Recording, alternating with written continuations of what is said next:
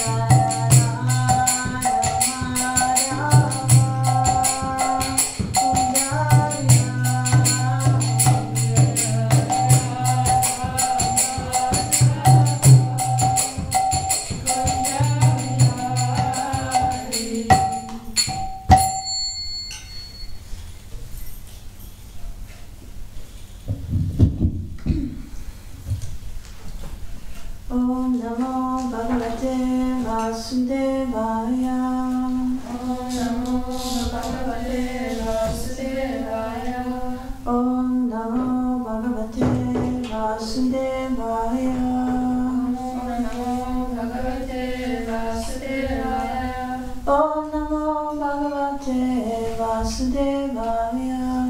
Om Namo Bhagavate Vasudevaya. Okay.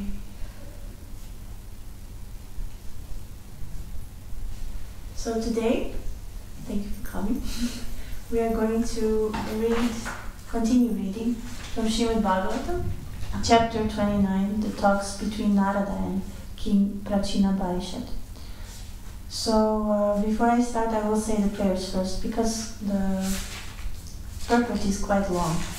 So then I'll just stop a little bit and say something because that's better. Otherwise, you get lost in everything that is said here. And I want to recite these invocation prayers. I don't know all of them by heart, but I want to learn, so let's start from the Bhagavad Gita.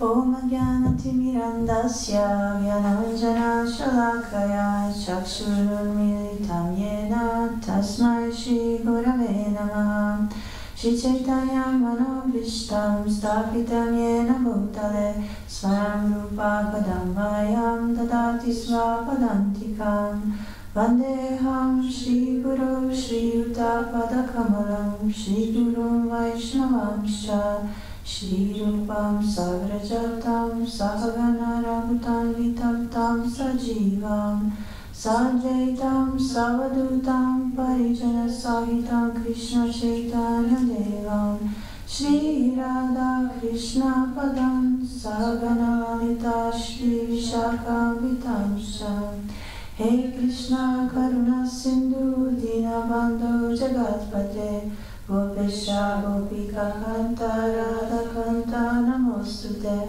Tapta Kanchana Gorangi Radhe Vrindavaneshwari Vishamanu Sute Devi Pranamami Hari Priye Vanchakalpa Tarubhyascha Kripa Sindhuvya Evacha Patitanam Pavanebhyo Vaishnavebhyo Namo Namaha Jai Shri Krishna Chaitanya Prabhu Nityananda Shri Advaita Gadadara Shivasati Gaura Bhaktavinda Hare Krishna Krishna Krishna Hare Hare Hare Rama Rama Rama Hare Hare. So we will start reading the Sanskrit first. Just that I get my glasses. So today we're going to anyway explore what is gross body and what is subtle body. So that's going to be the topic of today's lecture and also the verse. And this is something that you discussed yesterday as well.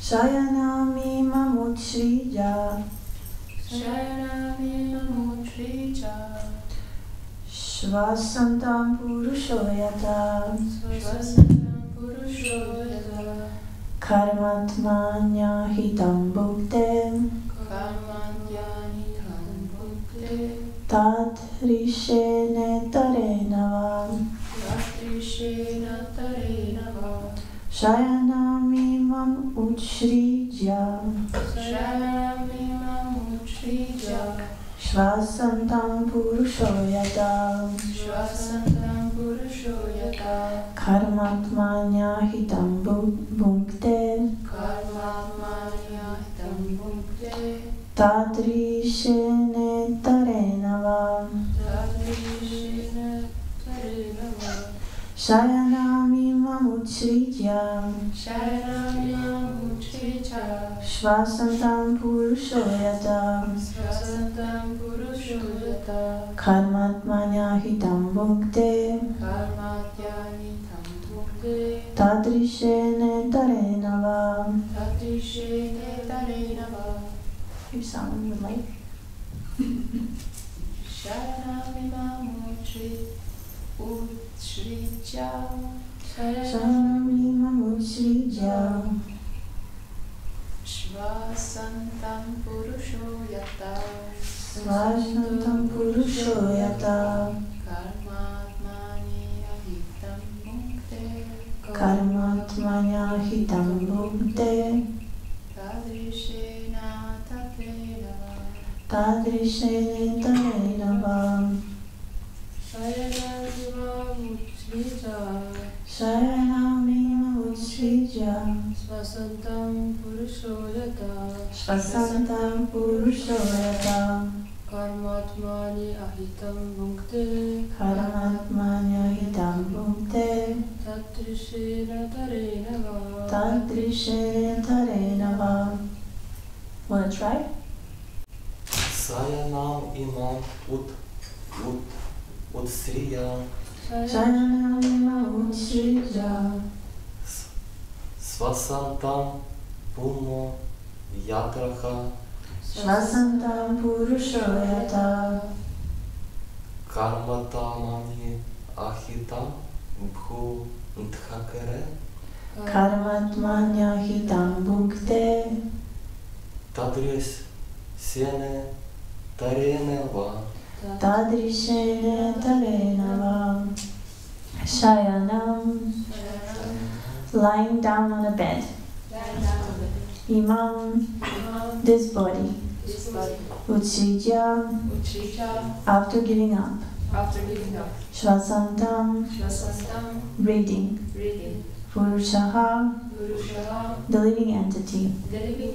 Yata, as. Karma, activity. Atmani, in the mind. Ahitam, executed. Bhukte, enjoys. Tadrishena, by similar body. Vitarena, by different body. Va, or.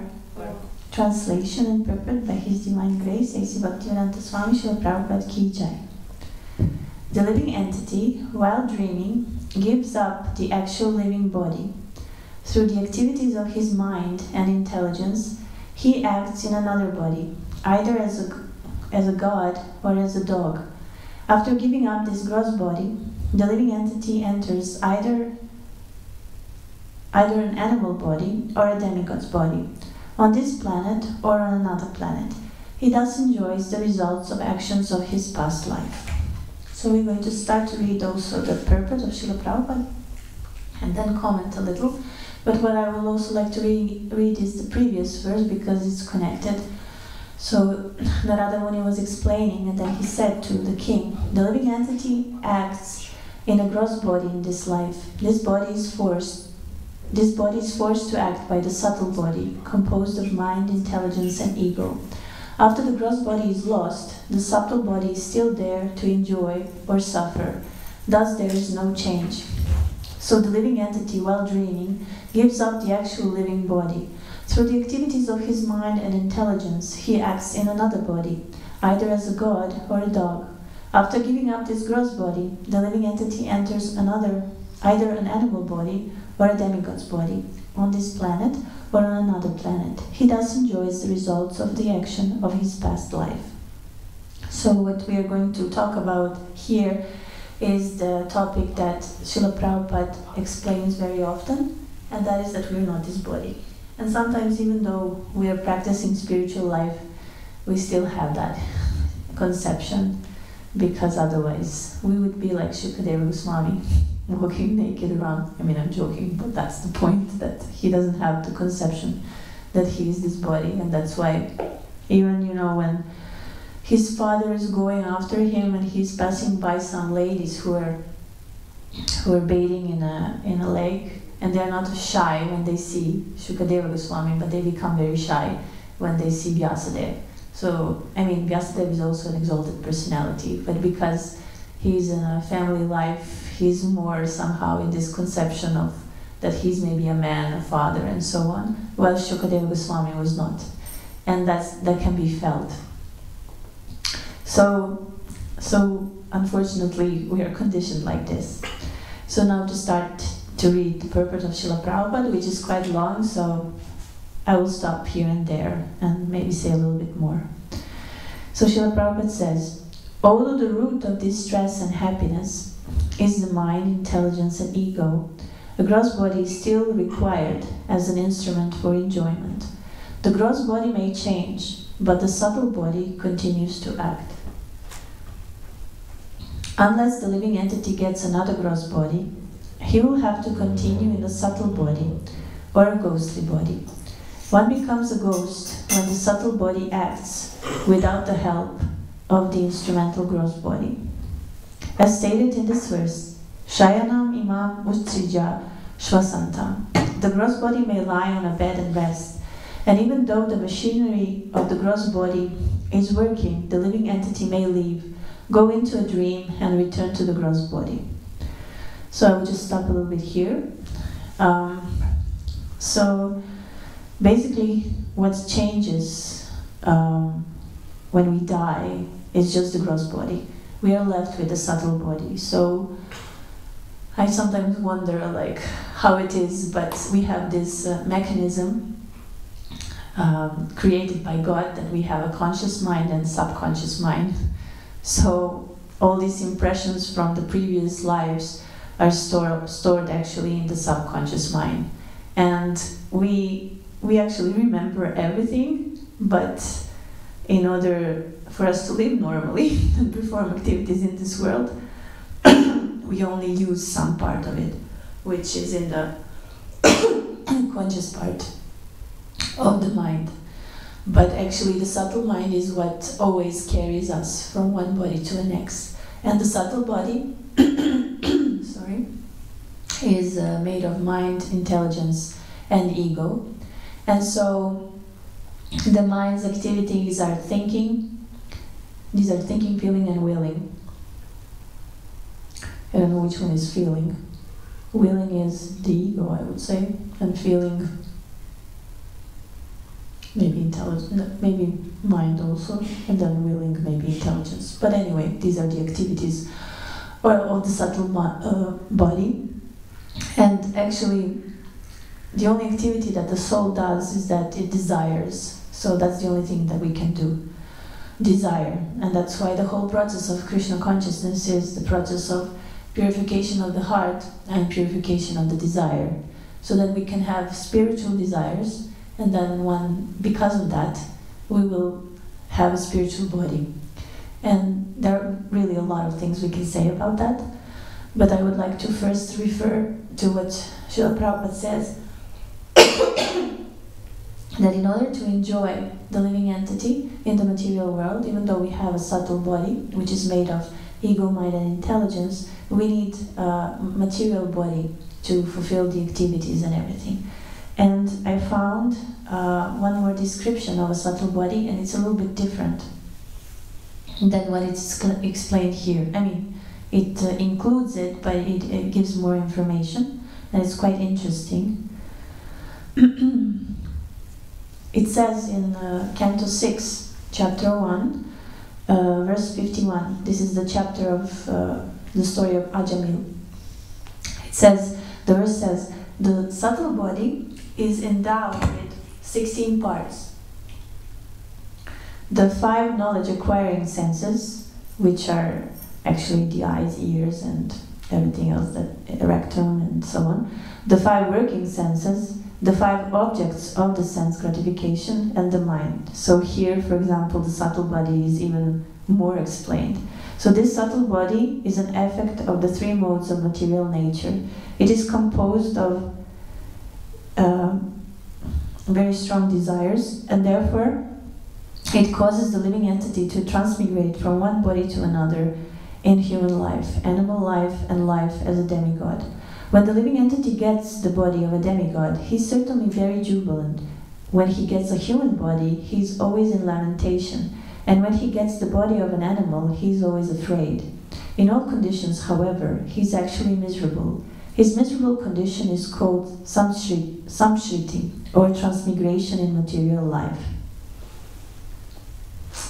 So we see, I mean, this is how I see it from what I was, and also like scientists and some pseudo-scientists and even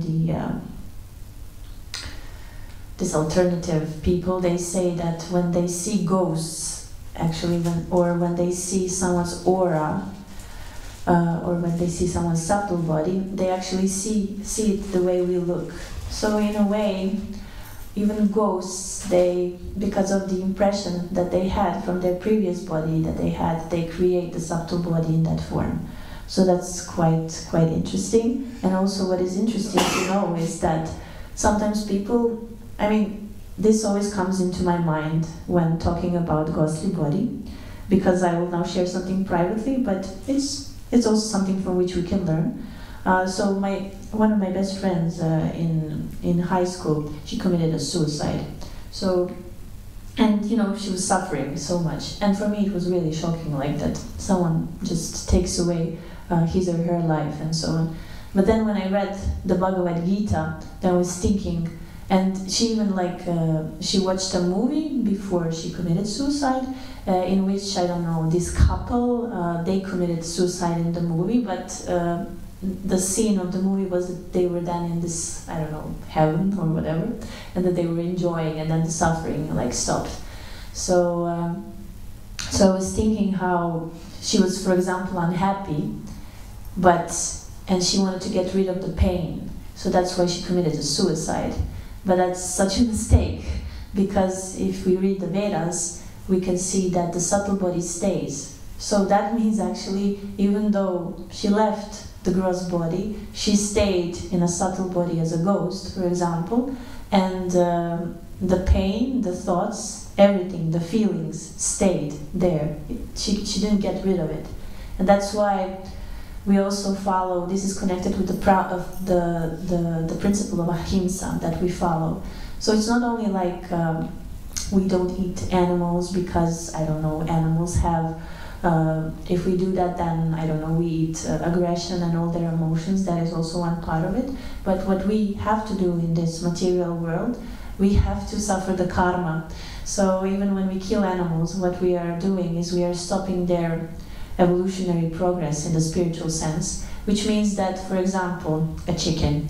If someone kills a chicken, then that chicken has to be born, I don't know how many times, as a chicken until she leaves the body in a natural way. So if we leave everyone to die in a natural way, then they burn their karma, and actually by this we allow them to go on. So that's why in the Vedas, in a way, it's sinful to commit suicide, because you're not resolving anything by it, and you're just even more becoming miserable. So, and you created this body by your actions and so on, so you just have to go through it. So that's why the ghosts sometimes haunt other people, because they're quite miserable, because they feel everything that we feel, but they don't have a body. So that's why they want to sometimes possess other people's bodies so that they can try to enjoy. And I'm not going to pretend that I never watched movies and that I don't watch movies even today. I watch them, and I think a lot of things can be learned there. And also some directors, they even read the Vedas, so things can be presented in the movies also from this knowledge. So I watched this movie, A Ghost, and this is quite nice also, to see actually there how ghost suffers because he or she doesn't have a gross body and so on. And you can even see the Yamadutas in that film, so it's quite interesting. So this person definitely read something of the Vedic knowledge, because otherwise he couldn't make such a movie. So this is just to understand that subtle body doesn't go anywhere, it stays with us. And we just have this tendency or blessing to forget things. So when we change the body, we forget. And Krishna is Sachitananda Vigraha. He always remembers everything, and he doesn't change the body, and he never forgets. So that's what Krishna actually says in the Bhagavad Gita, when Arjuna tells him oh, you have explained to me that you have described this science to the sun god, but the sun god lived I don't know how many times ago, and you said also that I was there, but I don't remember all these things. And then Srila Prabhupada explains how we are very, very small, and when we change the body, we forget. And Krishna said, I remember everything, but due to the change of body, you forget everything. So to continue with Prabhupada's purport. So now he's talking about dreaming. So the gross body may lie on a bed and rest. And even though the machinery of the gross body is working, the living entity may leave go into a dream and return to the gross body. When he returns to the body, he forgets his dream. Similarly, when the living entity takes another gross body, he forgets the present gross body. So just as we said. And also, like, we can say that the evidence that we can leave this body anytime is when we dream, because in these dreams we can like leave the body and then go to some other realms and so on. And there are many books that are written about that. I remember that I read this one book, and as you can see, I like to explore the notion of death. So I was reading this book from actually a very famous author. She's a famous author in ex-Yugoslavia. She's from Serbia. And she was, all of her life, she was traveling to India. And she was a follower of Sai Baba. But anyway, she had the knowledge of the Bhagavad Gita and all these spiritual things. And her son, she was married and she had kids. But one of her sons, he was very ill. He had, I think, cancer, leukemia, something like that. And he passed away very, very young. And he was actually the one who taught her that we are not this body, because he was in pain and he was so much suffering that in his dreams he would leave his body and then he would encounter, I don't know, Krishna or Jesus and so on. So he had this, and he was actually comforting her all the time. When he would come back, he would tell her about what he has experienced, and he would tell her so often, like, you know, mother, we're not this body, like, I will be fine, like, don't worry about me. Because she was attached to him as a mother. And in a way, her son taught her that we are not this body, that he still lives, and he comforted her and in a way helped her to detach herself from him, because it's very painful for a mother when a child dies. So this is also something like very, very interesting. Okay, so in the same way, Srila Prabhupada says that just as we leave our bodies when we dream and we go to these other places, subtle places, so in the same way we leave our gross body. So the conclusion is that the subtle body, mind, intelligence, and ego creates an atmosphere with desires and ambitions that the living entity enjoys in the subtle body. So first we have this desire, which is created in our mind or heart, and then we start to think about it. And so everything is happening in the subtle body. So it's in a way a meditation. And then we start to act. And this whole material world is composed like that in a way it reacts to what we think and what we contemplate and what we meditate on. And that is what, like, for example, today, New Age movements, they took this concept that if you think positively, and then you can, like, by the power of your mind, you can change things. I mean, in a way, it is true, they forget the karma. Also, we have a certain destiny, but it is true that what we think of, we become that. And that is also something that is explained in the Bhagavad Gita, because Krishna says, whatever the living entity thinks at the time of death, that is where the living entity will go or accomplish. And he said that if you think of me, you will come to me. And if you want to know, like, a little bit more about it, like some details, then in Brihad Bhagavatamrita, it is explained that if a spirit soul meditates on a certain form of Krishna, then this is the form that the living entity will receive. For example, if someone meditates on Vishnu, and the person will go to Vaikuntha and obtain the same body as Vishnu, so four-armed form. And then I asked, because my spiritual master, Niranjan Swami, he was talking about this, and then I asked him, like, where does it mean that, for example, if someone thinks about Srimati Radharani, then he or she will obtain the body of a gopi. So he said that it works that way. And that's why, for example, there is in Vaikuntha planets a planet where Lord is worshipped as Kurma, so as a torso. So the living entities there, they have a similar body like him. So because they meditated on him, so that's how it works, even in the spiritual realm. So to continue with the purport. So actually the living entity is in a subtle body, even though the gross body apparently changes, and even though he inhabits the gross body on various planets. All the activities performed by the living entity in the subtle body are called illusory because they are not permanent.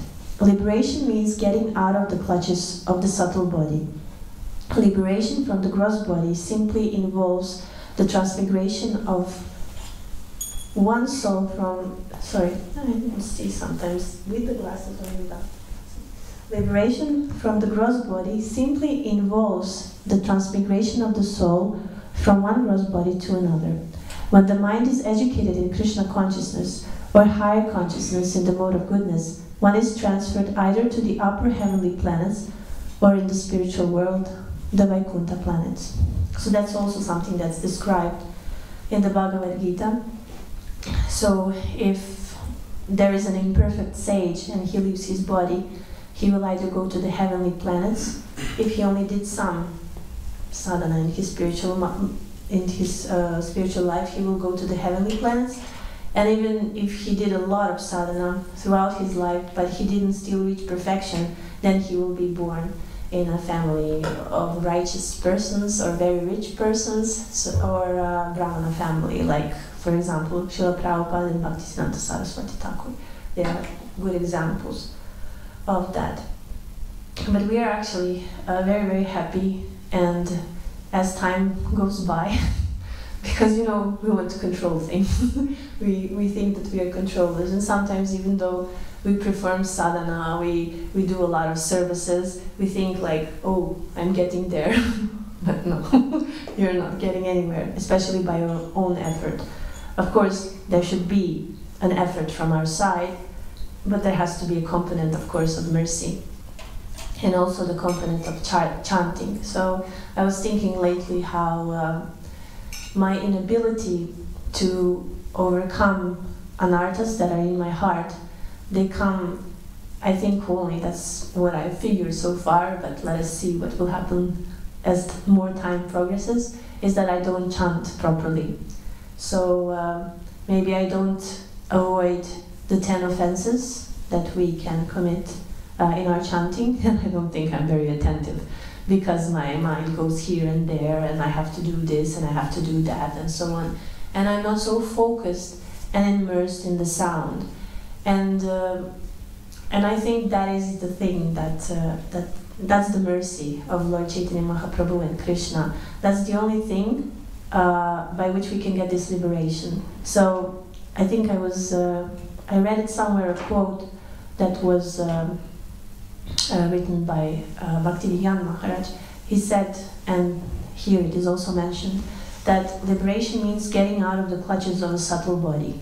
So what we are doing in our spiritual life through chanting is actually cleaning this subtle body, and, like, in a way removing it, like deleting it totally, so that we can actually clean this mirror of our heart, so that we can actually see who we are, that we are spirit soul, and that there is Krishna, and that we have a relationship with him. And this is the point where we will start suffering, when we really understand that we are not this body, the subtle and the gross one.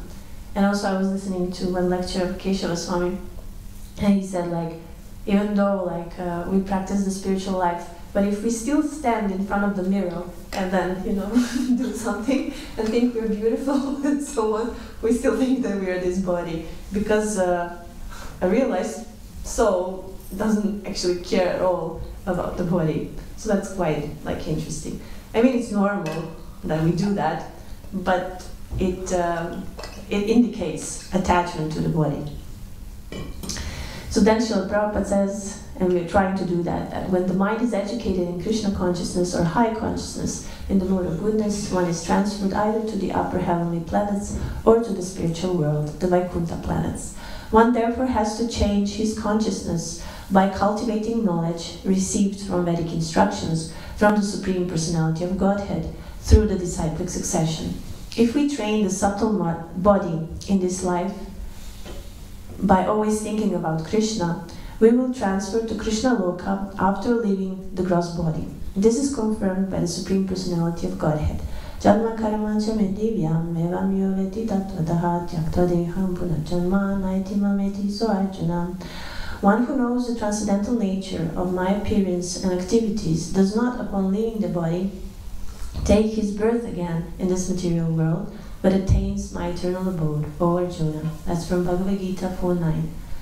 So, to understand the appearance and disappearance of Krishna and his activities, we also have to include in our sadhana not just chanting the Maha Mantra, which is of course the most effective, but we should read Srila Prabhupada's books, especially, and books from the other acharyas, because that's how we will train our mind to think about Krishna. And it is said in the Srimad Bhagavatam that again Krishna cleans our heart if we hear about his glories. So that's the process. And that's the only way we can get rid of the subtle body of mind, intelligence, and ego in the materialistic sense. I also was listening once to the lecture of Kandambakana Swami, and he said that actually even in the spiritual world, we have mind, ego, and intelligence, but they are just purified. The real ego is that we are a spirit soul and a servant of Krishna, and of course we are given certain intelligence, and we have a mind there also. It just functions that way. And also because it is said that material world is a perverted reflection of the spiritual world. So in a way, everything that exists here, in a way, exists there, but there is in a pure form. So in that sense, we have a spiritual body that also has these three components that are now in the subtle body. So to continue again with the purport. So thus, the change of the gross body is not very important, but the change of the subtle body is important. So anyway, we will die and leave this body, but if we didn't do anything with the subtle body, we'll just keep taking birth again and again. The Krishna consciousness movement is educating people to enlighten the subtle body.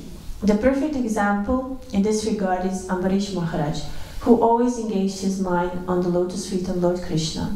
Savai mana Krishna padara brindayo. Similarly, in this life, we should always fix our mind on the lotus feet of Krishna, who is present in his Archa Vigraha, the incarnation of deity in the temple. We should also always engage in his worship. If we engage our speech in describing the activities of the Lord, and our ears in hearing about his pastimes, and if we follow the regulative principles to keep the mind in act for advancing in Krishna consciousness, we shall certainly be elevated to the spiritual platform. So first we mentioned chanting of the holy name of the Lord, then we said reading the books and hearing about the Lord, but then again we should be engaged in worshipping the form of the Lord in the form of the deity. So this is how everything is given to us so that we can purify our senses in all the aspects. Because since we are attached to this body, we have the need to perform certain activities. So if we, clean the temple, we dress the deities, we do I don't know how many things that we can do in this temple, this helps us to spiritualize everything and to purify ourselves. Because in the end, we will become very sick. Because everyone will become sick in a way, or unless we get a stroke at the end of the life and then we die very quickly. But usually people are sick and then, you can't do certain things because the old age comes, and then we have to prepare ourselves for death. That's how life in this material world functions. So one day we won't be able to do all these activities, and all what we will be able to do is think of Krishna. So I'm just saying how now when we are young, we can do so many things, and this will help us that one day when we are old, that we can be in a peaceful place and think of Krishna and then again advance. And then Srila Prabhupada says, then at the time of death, the mind, intelligence and ego will no longer be materially contaminated if we do all these things. The living entity is present, and the mind, intelligence and ego are also present. When the mind, intelligence and ego are purified, all the active senses of the living entity become spiritual. Thus the living entity attains his Satchitananda form. The Supreme Lord is always in his Satchitananda form, but the living entity, although part and parcel of the Lord, becomes materially contaminated when he desires to come to the material world for material enjoyment. Jai Jagannath Baladev Subhadra Maharani Shishikuri Ki Jai. The prescription for returning home back to Godhead is given by the Lord Himself in the Bhagavad Gita. Man manabhava madbhakto madhyaji mam namaskuru mamed vashaisi yuktvaitam atmanam mat parayanaha. Always think of me and become my devotee. Worship me and offer your homage unto me. Being completely absorbed in me, surely you will come to me. So that is the process. And that's what I try to explain to you today. How actually the most important thing for us is to work on our subtle body. And the most effective method to work on our subtle body is chanting. Because the sound has an effect of changing what we cannot see. And some scientists even proved that with mantras and also like positive thoughts. I think that, I always forget his name, that guy who was like saying positive words to water, and then the water changed the configuration of the molecules. So this was just an example of how intention and the sound, which is positive, can influence water, and what to say of mantras that can influence what we cannot see, and also what I'm just trying to remember. I think that they took how do you call this thing in English? The sound system.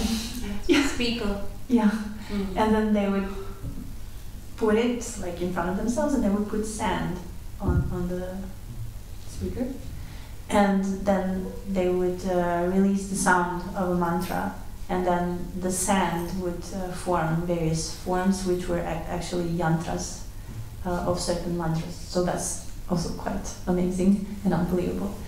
So, but the Vedic scriptures, they say that mantra is very powerful, and that's why we are very lucky. And Lord Chaitanya Mahaprabhu is very merciful that he has given us this Maha Mantra for free, and there are no rules and regulations.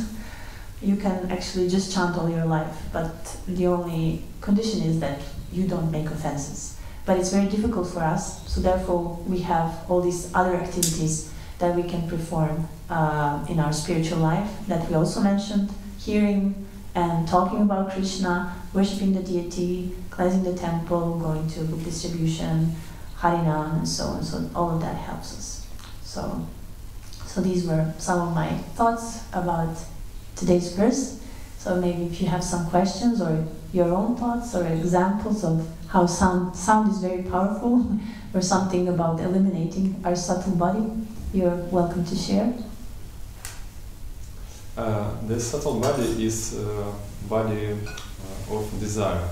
So what is result if we do some devotional service without not include our mind in this process? What is the result? Oh, then it's just mechanical work, because we're not working on the internal mood in which we do service. So yeah, the whole spiritual process is to change our desire, because desire is actually the activity of the soul, and the soul will never stop desiring. So that's why even the path of impersonalism doesn't work, because for sometimes you can suppress the desire and be in some kind of nirvana state, but because it's so natural for the soul, and it's the essence of the soul, and it's the activity of the soul, that's why from Brahmajyoti the souls fall down again to the material world and start to perform certain activities.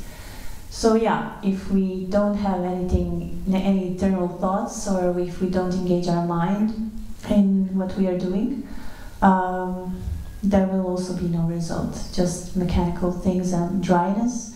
But yeah, I think maybe sometimes we have, all of us have these phases, but then I don't know, if we at least read the books, we can get inspired and start to think about Krishna and so on. I don't know if that helps. Yeah.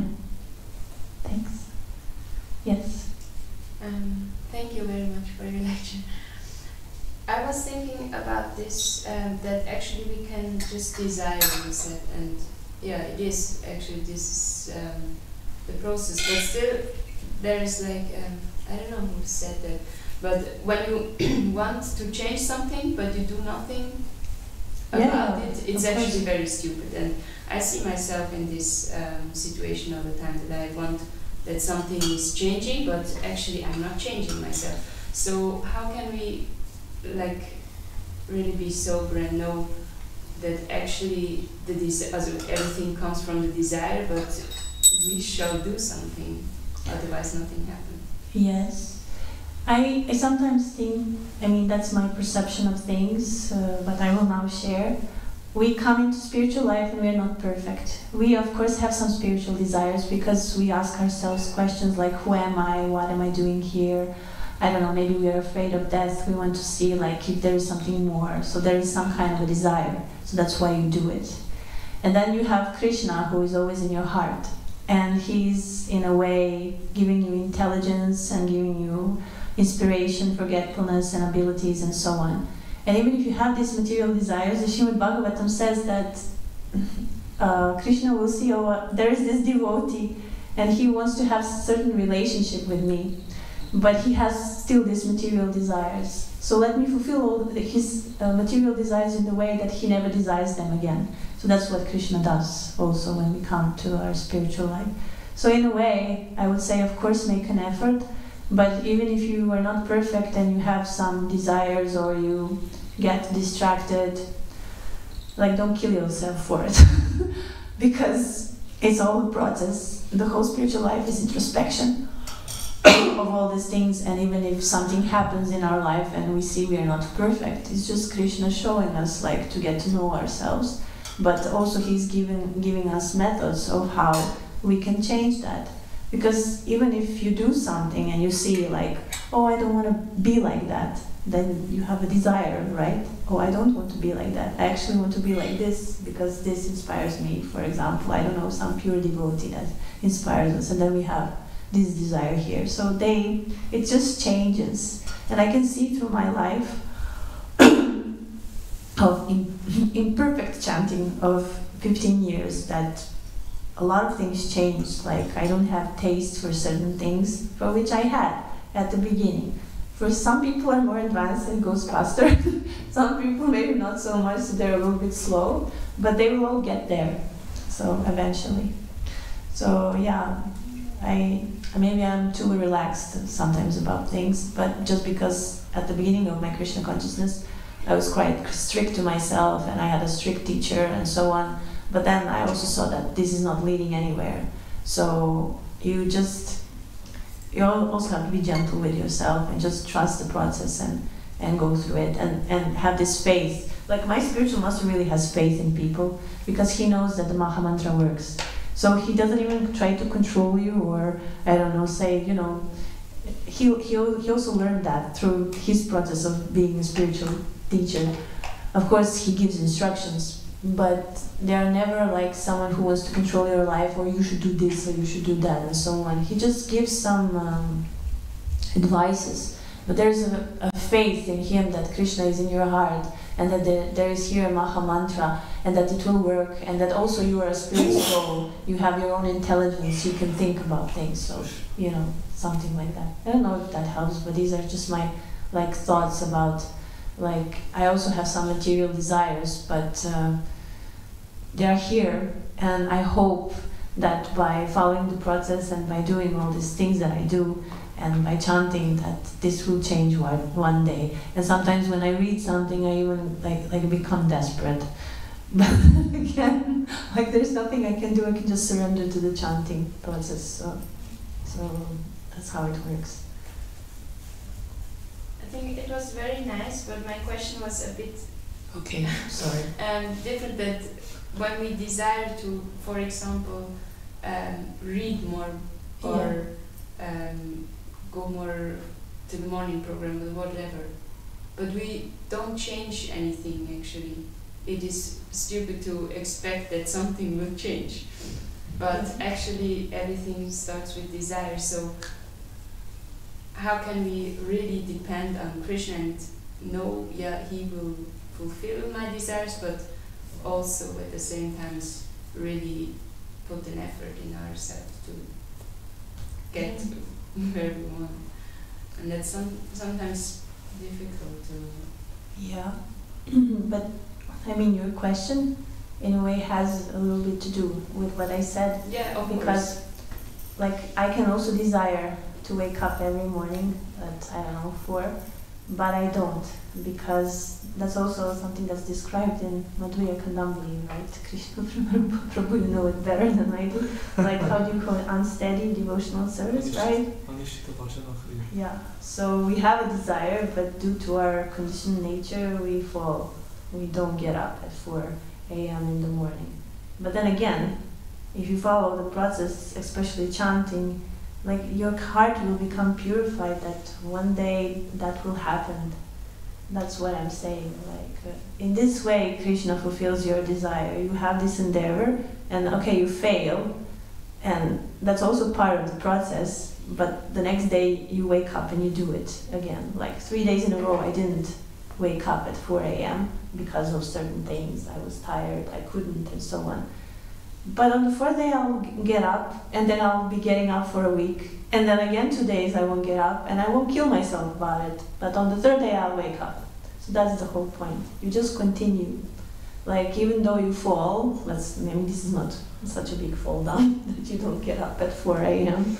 But you just continue. Or for example, you had so much service and you didn't complete your rounds.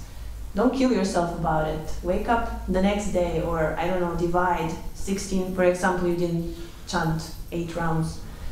You divide, if you don't have time, these 8 rounds in the following days, and so on. Because it's just you just have to continue every day, every day, every day. Yes.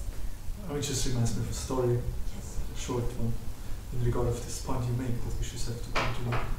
There was once a monastery, and people were saying that in this monastery they were all pure devotees living in this monastery. They're trying to find out what is the secret. So one went there and visited, and they observed the monks, and he felt they do everything similar than others. They wash the dishes, they have the prayer dishes.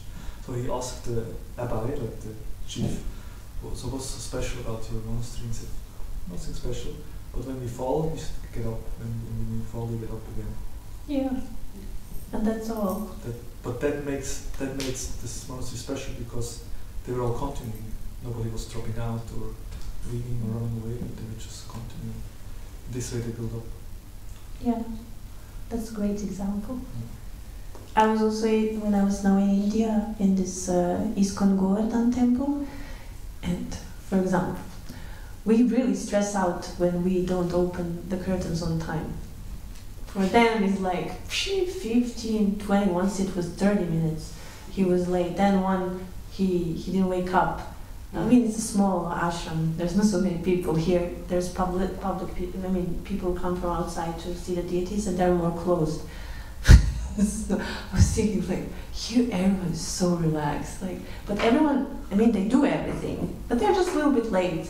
And then, I don't know, the lecture should be at, let's say, 7:30, starts at 8. So it's just like, but they do everything, and these deities, they look beautiful, and everything is working. So I'm not saying we should not be on time, we should be on time. But I'm just saying how, even though some things don't happen the way we think they should happen, they still work. And yeah, and if you even make a mistake, you just wake up every day, the next day, and you continue. So, do you want to say something? Just breakfast at 12. Okay. Yeah. Just push up should be time. That should be time. Yeah. That was also late in this ashram, and yeah, but you can see how there's so much love there. So you just like, okay. I don't know. The point is that we should develop love towards Krishna. So, yeah, and what did I... Yeah, I was listening, just one more point and I'll be done then. I was listening to Sachinandana Swami's lecture about... he was mentioning this retreat in Sweden with Prabhupada's disciples, and how... I think he said like 80% of them are not so active like they were when they were young, you know. But how can you judge someone's heart and devotion? Because when someone was, I guess, speaking about Prabhupada and what they did and how they were, and then they became very proud, how, you know, I was sleeping, I don't know, 3 hours a day, and I was doing this and I was doing that. And they started to remember, Srila Prabhupada, and they started to cry. The tears came in their eyes. So you could see that actually they had the purification of the heart. They have love for Srila Prabhupada, and Prabhupada is the one who opens the door to Krishna and so on. And also I remember one more story with, I think his name was Surabi Prabhu, who was one of the main architects of, I think, Vrindavan temple and probably some other temple.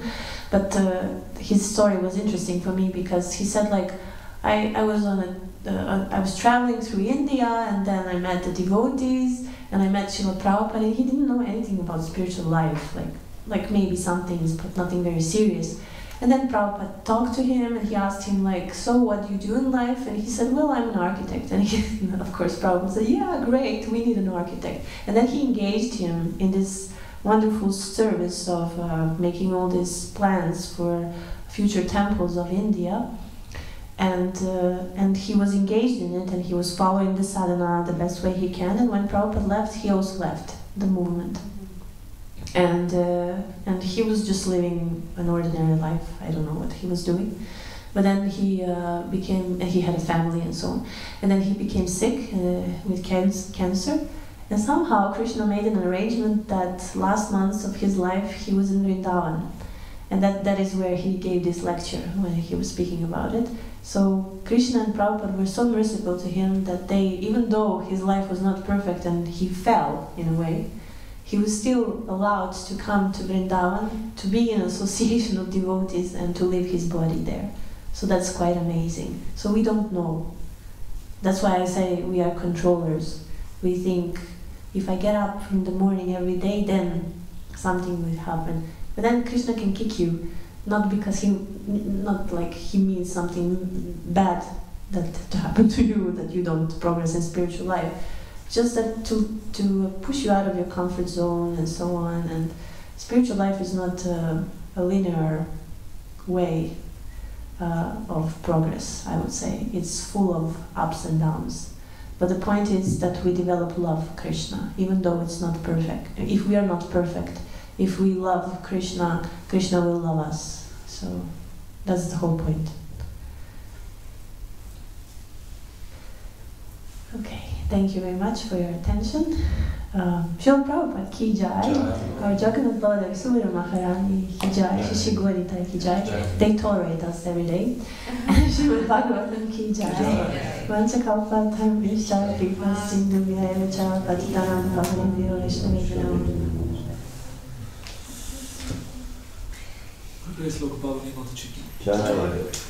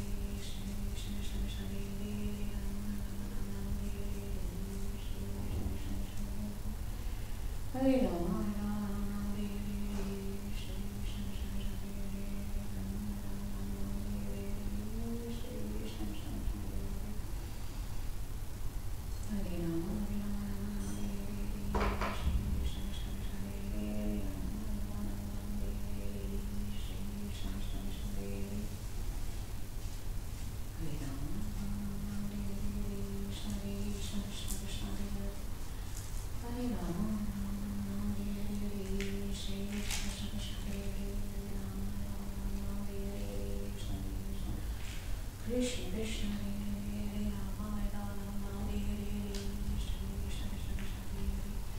Hare Hare Hare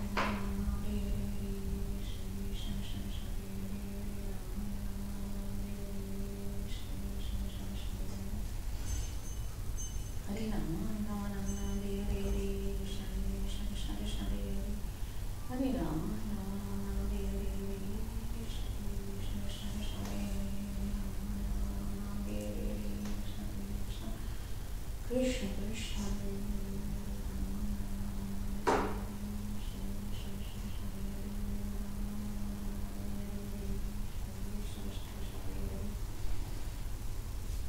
Hare Rama Rama Rama Hare Hare Shri Krishna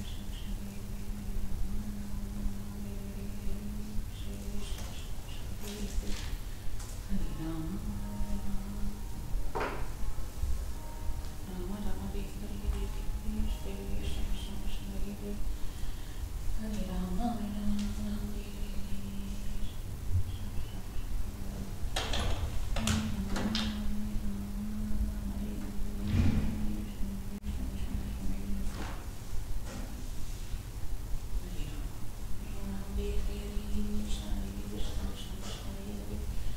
Rama Rama Hare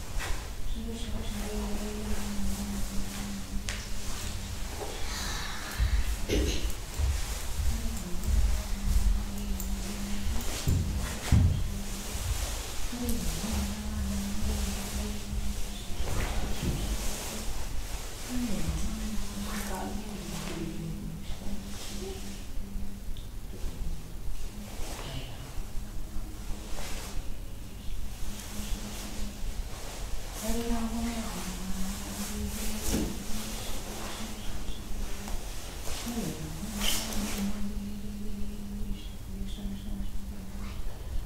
Hare Rama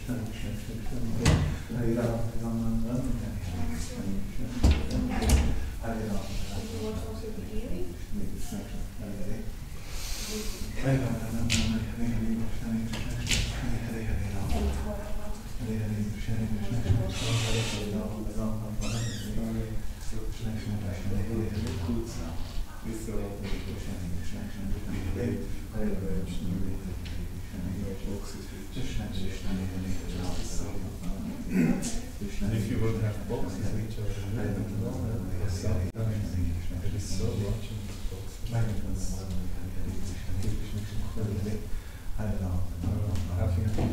boxes which are all the same. I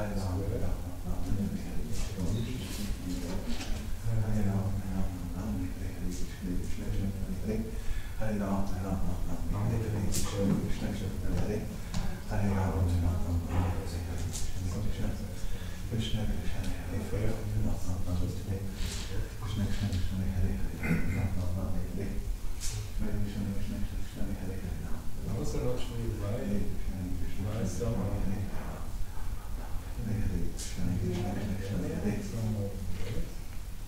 maybe it's not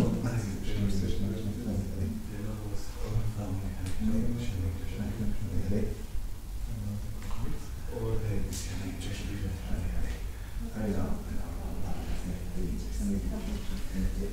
because there are also mixed